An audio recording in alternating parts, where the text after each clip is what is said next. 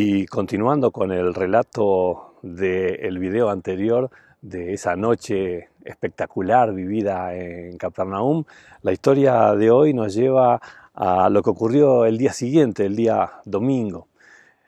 Esa noche de sábado todos se fueron a sus casas tan impactados por lo que habían descubierto que era Jesús, el poder que Él tenía. Las casas que siempre tenían la sombra del dolor, la tristeza, como un convidado constante, de pronto tenían una alegría incontenible por haber visto el poder de ese Dios en el cual hasta ese momento seguramente varios de ellos no habían creído, porque recordemos que esta era una ciudad, un pueblo que tenía una población básicamente pagana.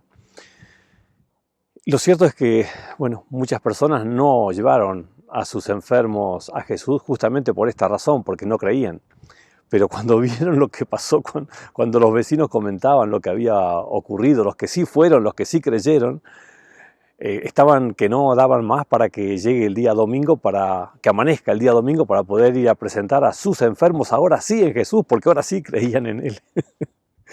Bueno, la historia nos empieza diciendo cómo comenzó aquel día. Es interesante porque cuando vemos lo que pasó en la noche anterior, es como que entendemos bastante fácilmente que el camino a seguir durante ese domingo, la actividad a tener, la agenda del domingo estaba clarísima. Había que seguir con este buen paso que se había dado. En Capernaum había una explosión de optimismo y alegría por la presencia de Jesús. Claramente el domingo había que seguir en esta tónica para que las personas que no habían sido beneficiadas lo sean, y así la popularidad y la influencia de Jesús crecería aún más. Pero ese domingo tempranito, voy a comentar, aunque son 3 evangelistas los que cuentan la historia, voy a comentar básicamente cómo la cuenta Marcos y una partecita de Mateo también. Marcos dice que muy de madrugada, cuando todavía estaba oscuro, Jesús se levantó y salió de la casa y se fue a un lugar solitario donde se puso a orar. Miren qué interesante, yo les aseguro, esa noche no se acostaron temprano, pero al comenzar el día siguiente, muy temprano, Jesús salió para poder tener un encuentro con su Padre, un lugar solitario. El pueblo no era un pueblo que tuviese grandes ruidos ni problemas, pero él necesitaba estar solo, con su Padre. Tal vez te preguntes, ¿por qué Jesús necesitaba esto? ¿Por qué Jesús necesitaba hacer lo que él hizo, que fue juntarse con su Padre para armar la agenda del día? ¿Qué es lo que haríamos hoy? Claramente a Jesús no le faltaba inteligencia, no le faltaba sabiduría como para decidir él mismo qué hacer. ¿Y por qué hacía esto entonces? Bueno, claramente lo hacía justamente por eso, porque su sabiduría, su inteligencia, lo llevaban a saber que él estaba limitado por un cuerpo humano, a habitar en un tiempo, en un lugar definido, pero su Padre no tenía esas limitaciones. Y no había nada mejor que unir su capacidad, que él tenía obviamente, con la de su Padre Celestial, que en este momento, por ser Jesús que estaba en forma de hombre, recurría a su Padre Celestial, multiplicaría hasta el infinito la eficiencia de las decisiones y de las acciones de Jesús. Así que él estaba ahí orando con su Padre, preparando la actividad del día, decidiendo qué es lo que se haría. Y entonces, estando en eso, dice el versículo 36, que Simón y sus compañeros salieron a buscarlo. Claro, empezó a caer gente en la casa de Pedro y Jesús no estaba. La gente quería encontrarse con Jesús para que pudiera hacer con ellos lo que había hecho con otros en la noche anterior, pero Jesús no estaba. Entonces dice el versículo 37 que por fin lo encontraron, cosa que no le fue tampoco tan difícil porque Jesús estaba en uno de esos lugares donde a él le gustaba ir para tener un momento de comunión con su Padre, para poder tener ese encuentro único y personal con él. Y entonces le dijeron, esta parte es re interesante, si uno lo lee medio rápido capaz que no se da cuenta, pero miren el versículo 37. Dice que cuando lo encuentran a Jesús, le dicen, todo el mundo te busca. Si ustedes ven bien el texto, como está mencionado acá, parece como que le están haciendo, no sé si decir un reclamo o le están diciendo algo mejor que podría hacer en vez de lo que está haciendo, como diciendo, Jesús, estás acá solo en el medio de la nada, cuando hay un montón de gente necesitada que te está buscando para que los puedas sanar como lo hiciste anoche. Lo que es la mirada de los hombres, ¿no? Claro, uno ve lo que tiene delante de sus ojos. Cuando Dios obra, también ve lo que está delante de sus ojos, pero ve mucho más que eso también.